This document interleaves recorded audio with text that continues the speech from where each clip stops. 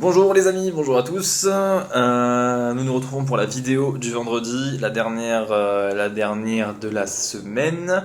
Moi, je suis ravi de vous retrouver, hein, mais quelle surprise encore hier soir en NBA, c'est incroyable toutes ces surprises sur les 4 matchs. Il y a quasiment aucune logique, mis à part Atlanta à la limite, hein, qui partait pourtant outsider avant sa rencontre contre les Sixers. Les Wizards qui battent les Mavs pour une cote à 2,90. Le Heat et les Hornets qui vont en prolongation alors que le Heat était coté à 1,10. Dans les mêmes eaux, on avait les Pelicans qui étaient à 1,18 et à 5,50 pour Portland, et Portland qui les tape de 11 points. Ouais, c'est beaucoup de résultats quand même qui sont surprenants, hein, en ce début de saison. Après, euh, après, bon voilà, hein, quand on regarde le classement de la conférence Ouest, hein, bon bah je commence avec ce petit préambule pour vous faire vite fait un petit topo. Ouais, quand on regarde le classement de la conférence Ouest, on peut se rendre compte que après 3 semaines, hein, de compétition, le Jazz et les Blazers ne se sont pas du tout écroulés, et au contraire, hein, ils occupent la première et la deuxième place, hein, respectivement. C'est dur, hein, pour le moment, mais je pense qu'il y a moyen de retrouver quand même une petite régularité. En tout cas, pour ma petite confiance du jour, je pense que c'est pas trop mal. Elle viendra en fin d'émission, et d'ailleurs elle concerne le dernier match de la carte. Pour commencer, nous allons partir avec Unibet aujourd'hui, avec un bonus, hein, allant jusqu'à 150 euros. Vous misez 100 euros, si vous perdez, vous récupérez 150 euros en free bet, hein, c'est l'un des meilleurs bonus en ce moment du marché. N'hésitez pas, tout est dans la description juste en dessous. Et comme d'hab, il y a notre petit partenariat avec Sorare, 5 cartes achetées aux enchères et vous en recevez une gratuitement. Bon, là pour le coup, on va commencer avec une carte qui est moindre, hein, par rapport aux émissions précédentes. Nous avons 8 matchs au programme. Des matchs sympas. Il y aura quelques absences, hein, quand même, de part et d'autre. On y reviendra. On va commencer directement avec un Boston Denver, un match entre interconférence, entre des Celtics qui ont très bien commencé, hein, qui occupent la troisième place de la conférence Est, et des Nuggets qui sont également très très bien dans leur conférence Ouest, avec 8 victoires, 3 défaites. Ils occupent la quatrième place. Ces derniers restent sur 4 victoires de rang contre les adversaires, on va quand même le souligner, plutôt modestes, hein, le Thunder, le Spurs à 2 reprises, et les Pacers. Et du côté de Boston, c'est également, c'est tout pareil, hein. De toute façon, c'est les mêmes bilans, c'est les mêmes formes. Boston, c'est 4 victoires de rang, mais 4 victoires contre les adversaires un peu plus costauds, avec une victoire à la maison contre les Bulls, en déplacement dans le Madison Square Garden de New York, et surtout, hein, du côté de Memphis, une victoire 106-109 qui place quand même cette équipe de Boston dans les hauteurs, hein, de la NBA aujourd'hui. Oh, logiquement, j'ai envie de vous dire, Boston devrait le faire à la maison. Il est toujours très compliqué de parier contre les Celtics lorsqu'ils jouent dans le TD Garden. 4 victoires, une défaite, hein, ils sont extrêmement précis chez eux, et ça devrait logiquement se poursuivre. À noter tout de même, le grand absent de ce match sera Malcolm Brogdon du côté de Boston. Le second match de la soirée opposera Orlando à Phoenix. Voilà, logiquement, je pense que les Suns sont aptes à faire le job, hein. Ils sont troisième de conférence Ouest, 8 victoires, 3 défaites. Une équipe qui devrait prochainement, je pense, à rattraper Portland et Utah. Et Phoenix n'est pas le genre à rater ce genre de match. Je pense qu'ils vont le prendre pour une petite cote à 1,34, hein, qui peut très bien se combiner avec autre chose. Mais Phoenix n'est pas le genre d'équipe à rater ce genre de rendez-vous. Attention tout de même à Chris Paul, qui est toujours incertain. Le troisième match de la soirée, idem, on va partir avec des cotes totalement opposées, entre New York qui est coté à 1,30 et les Pistons à 3,60. Le match se joue dans le Madison Square Garden.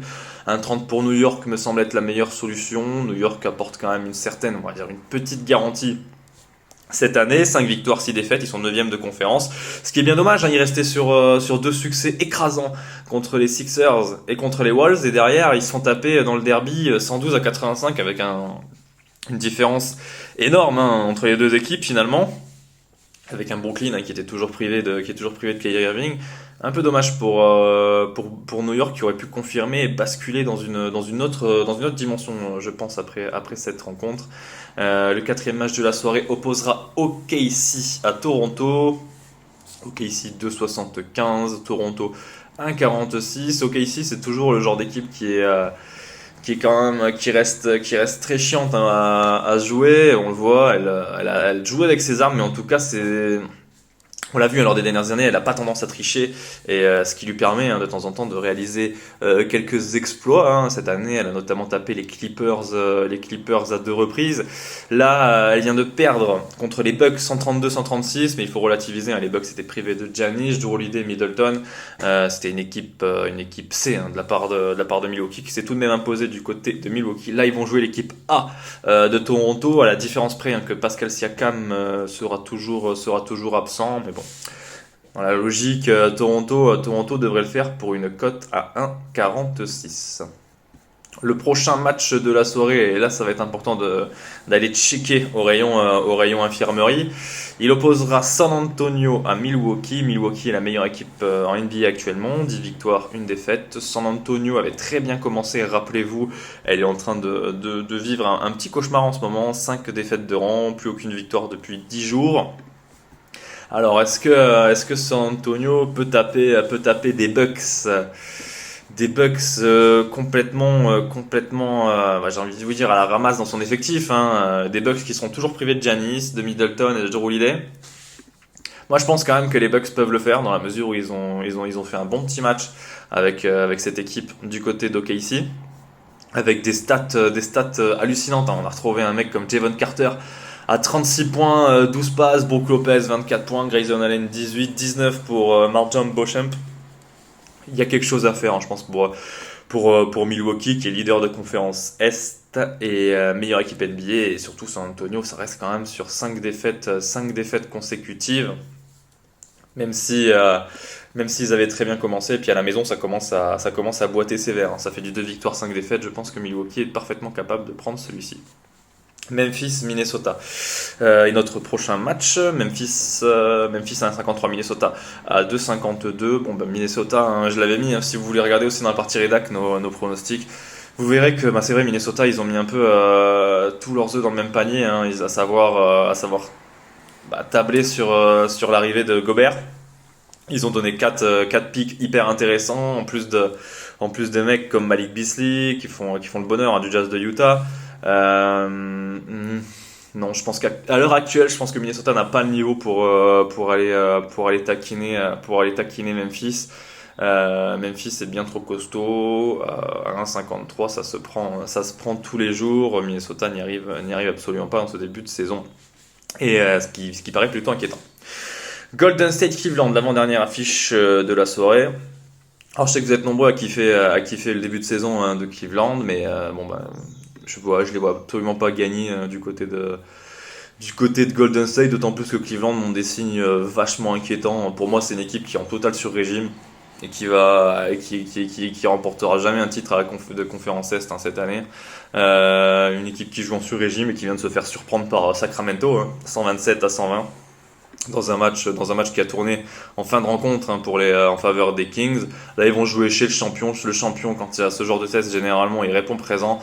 Et oui, Golden State devrait le faire. Golden State, qui plus est, alors certes, ils sont deuxième de conférence Ouest avec un bilan de 4 victoires et 7 défaites, mais à la maison, ils restent ultra costauds. Hein, c'est du 4 victoires pour une défaite. Notamment, ils avaient tapé de nombreuses équipes en début de saison avant ce road trip catastrophique où ils avaient perdu, bon, certes contre Orlando, ils avaient perdu contre Détroit aussi, Charlotte, mais bon, à la maison, c'est autre chose, même si le dernier match des Warriors à la maison s'est soldé par une petite victoire contre les Kings Sacramento 116-113, mais sous l'impulsion de Steph Curry. Ça devrait le faire dans un match particulièrement test pour eux. Et le dernier match de la soirée, nous allons prendre la direction de Los Angeles où les Lakers reçoivent les Kings. Alors moi les Kings c'est une petite équipe que j'aime vraiment bien voir jouer, et à l'heure actuelle si on regarde les formes en NBA, c'est l'une des équipes qui joue le mieux en tout cas. Elle a fait 4 victoires lors des 6 derniers matchs. Elle a tapé Miami, elle a tapé Charlotte en déplacement, elle vient de taper Cleveland 127-120, mais quand elle perd 2 fois, Elle perd 2 fois à Miami, 110-107, ça s'est joué au ras des pâquerettes, et idem, ils vont perdre 116-113 contre Golden State. C'est une équipe joueuse qui a trouvé son rythme et qui veut les playoffs. 20 ans sans playoffs, ça commence à faire du côté de Sacramento. L'objectif est donc de renouer avec les matchs au printemps.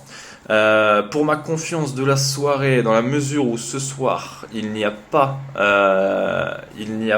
LeBron James, je partirai sur une grosse performance d'Anthony Davis. Alors certes, il arrive par moments qu'il soit oublié dans cette équipe à l'heure actuelle.